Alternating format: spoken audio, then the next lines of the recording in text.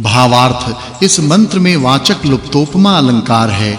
जैसे हाथों की उंगलियों से भोजन आदि की क्रिया करने से शरीर आदि बढ़ते हैं, वैसे विद्वानों के अध्यापन और उपदेशों की क्रिया से प्रजाजन वृद्धि पाते हैं। वा जैसे धनुर्वेद का जानने वाला शत्रुओं को जीतकर रत्नों को प्राप्त करता है, वैसे विद्वानों के संग के फल को जानने वाला जन उत्तम ज्ञानों को प्राप्त होता है। भावार्थ इस मंत्र में उपमा और वाचक् लुप्तोपमा अलंकार है। जैसे रिद्धि और सिद्धि पूरी लक्ष्मी को करती हैं, वैसे आत्मवान पुरुष परमेश्वर और पृथ्वी के राज्य में अच्छे प्रकार प्रकाशित होता। जैसे पशुओं का पालने वाला प्रीति से अपने पशुओं की रक्षा करता है, वैसे सभापति अपने प्रजाजनों की रक्षा करें। भावार्थ इस मंत्र में उपमा अलंकार है।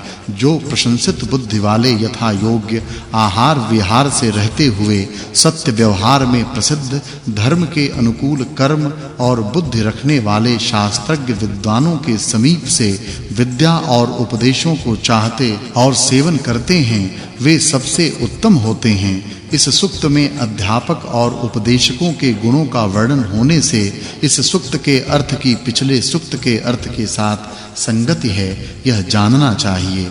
यह 144वां सूक्त और 13वां वर्ग समाप्त हुआ। अब 145वें सूक्त का आरंभ है। उसके प्रथम मंत्र में उपदेश करने योग्य और उपदेश करने वालों के गुणों का वर्णन करते हैं। भावार्थ जो विद्या और अच्छी शिक्षा युक्त धार्मिक और यत्नशील सबका उपकारी सत्य की पालना करने वाला विद्वान हो, उसके आश्रय जो पढ़ाना और उपदेश है, उनसे सब मनुष्य चाहे हुए काम और विनय को प्राप्त हों। फिर उसी विषय को अगले मंत्रों में कहा है। भावार्थ इस मंत्र में उपमा अलंकार है। आप जिन्होंने धर्मादि पदार्थ साक्षात्कार किए, वे शास्त्रवेत्ता मोहादि दोष रहित विद्वान योगाभ्यास से पवित्र किए हुए आत्मा से जिस को सत्य व असत्य निश्चय करें, वह अच्छा निश्चय किया हुआ है, यह और मनुष्य माने। जो उनका संग न करके सत्य असत्य के निर्णय को जानना चाहते हैं, वे कभी सत्य असत्य का निर्माण नहीं कर सकते। इससे आप्त विद्वानों के उपदेश से सत्य असत्य का निर्णय करना चाहिए। भावार्थ मनुष्यों ने जो जाना और जो पढ़ा, उसकी परीक्षा जैसे अपने आप पढ़ाने वाले विद्वान को देवें, वैसे कन्या भी अपनी पढ़ाने वाली को अपने पढ़े हुए की परीक्षा देवें। ऐसे करने के बिना सत्यासत्य का सम्यक निर्णय होने के योग्य नहीं है। भावार्थ हे मनुष्यों, जो बालक और जो कन्या शीघ्र पूर्ण विद्या युक्त होते हैं और कुटिलता आदि दोषों को छोड़ शांति आदि गुणों को प्राप्त होकर सबको विद्या व सुख होने के लिए बार-बार प्रयत्न करते हैं, वे जगत को आनंद देने वाले होते हैं। भावार्थ इस मंत्र में वाचक् लुप्तोपमा अलंकार है।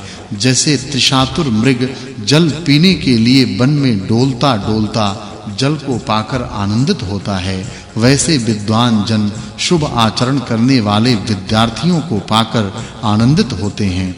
और जो शिक्षा पाकर औरों को नहीं देते, वे क्षुद्राशय और अत्यंत पापी होते हैं। इस सूक्त में उपदेश करने और उपदेश सुनने वालों के कर्तव्य का वर्णन होने से इस सूक्त के अर्थ की पिछले सूक्त के अर्थ के साथ संगति है, यह जानना चाहिए।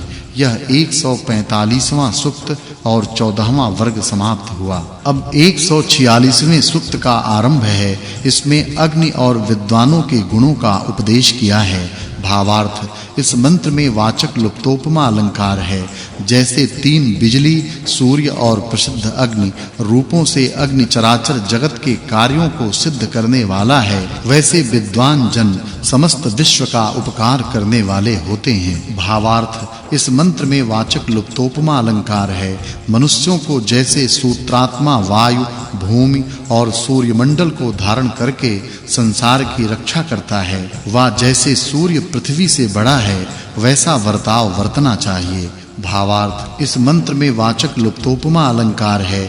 जो मनुष्य सूर्य के समान न्याय गुणों के आकर्षण और प्रकाश करने वाले नाना विध मार्गों का निर्माण करते हुए धेनु के समान सबकी पुष्टि करते हुए समग्र विद्याओं को धारण करते हैं, वे दुख रहित होते हैं। भावार्थ इस मंत्र में वाचक् लुप्तोपमा अलंकार है। जो सबको आत्मा के समान सुख दुख की व्यवस्था में जान न्याय का ही आश्रय करते हैं, वे ही अव्यय पद को प्राप्त होते हैं। जैसे सूर्य जल को वर्षाकर नदियों को भरता पूरी करता है, वैसे विद्वान जन सत्य वचनों को वर्षाकर मनुष्यों के आत्माओं को पूर्ण करते हैं। भावार्थ जो दिशाओं में व्याप्त कीर्ति अर्थात दिग्विजयी प्रसिद्ध शत्रुओं को जीतने वाले उत्तम विद्वानों से विद्या उत्तम शिक्षाओं को पाए हुए शुभ गुणों के दर्शनीय जन हैं, वे संसार के मंगल के लिए समर्थ होते हैं। इस सूक्त में अग्नि और विद्वानों के गुणों का वर्णन होने से इस सूक्त के अर्थ की पिछले सूक्त के अर्थ के साथ संगति जाननी चाहिए। यह 146वां सूक्त और 15वां वर्ग समाप्त हुआ। भावार्थ सब अध्यापक विद्वान जन उपदेशक शास्त्रवेत्ता धर्मज्ञ विद्वान को पूछें कि हम लोग कैसे पढ़ावें, वह उन्हें अच्छे प्रकार सिखावें। क्या सिखावें कि जैसे ये विद्या तथा उत्तम शिक्षा को प्राप्त इंद्रियों को जीतने वाले धार्मिक पढ़ने वाले हों, वैसे आप लोग पढ़ावें, यह उत्तर है। भावार्थ जब आचार्य के समीप शिष्य पढ़ें तब पिछले पढ़े हुए की परीक्षा देवें। पढ़ने से पहले आचार्य को नमस्कार उसकी वंदना करें और जैसे अन्य धीर बुद्धि वाले पढ़ें वैसे आप भी पढ़ें।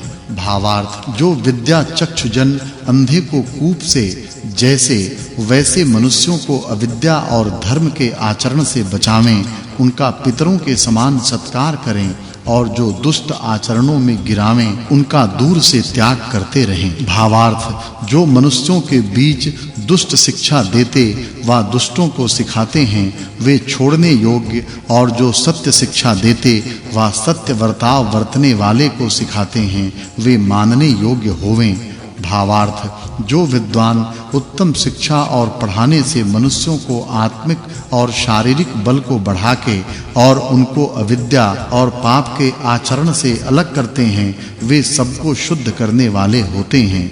इस सूक्त में मित्र और अमित्रों के गुणों का वर्णन होने से इस सूक्त के अर्थ की पिछले सूक्त के अर्थ के साथ संगति जाननी चाहिए। यह 147वां सूक्त और 16वां वर्ग समाप्त हुआ। अब 148वें सूक्त का आरंभ है। उसके प्रथम मंत्र में विद्वान और अग्नि के गुणों का उपदेश किया है। भावार्थ जो मनुष्य पवन के समान व्याप्त होने वाली बिजली रूप आग को मथ के कार्यों की सिद्धि करते हैं, वे अद्भुत कार्य को कर सकते हैं। फिर उसी विषय को अगले मंत्र में कहा है। भावार्थ हे मनुष्यों, जो जिनके लिए विद्या दें वे उसकी सेवा निरंतर करें और अवश्य सब लोग वेद का अभ्यास करें। भावार्थ इस मंत्र में उपमा अलंकार है। जो नित्य आकाश में स्थित वायु और अग्नि आदि पदार्थों को उत्तम क्रियाओं से कार्य में युक्त करते हैं, वे विमान आदि यानों को बना सकते हैं। भावार्थ इस मंत्र में उपमा अलंकार है। जो विद्या से उत्पन्न हुई ताड़नादि क्रियाओं से बिजली की विद्या को सिद्ध करते हैं, वे प्रतिदिन उन्नति को प्राप्त होते हैं। भावार्थ हे मनुष्यों, जिसको रिपुजन नष्ट नहीं कर सकते हैं, जो गर्भ में भी नष्ट नहीं होता है, वह आत्मा जानने योग्य है। इस सूक्त में विद्वान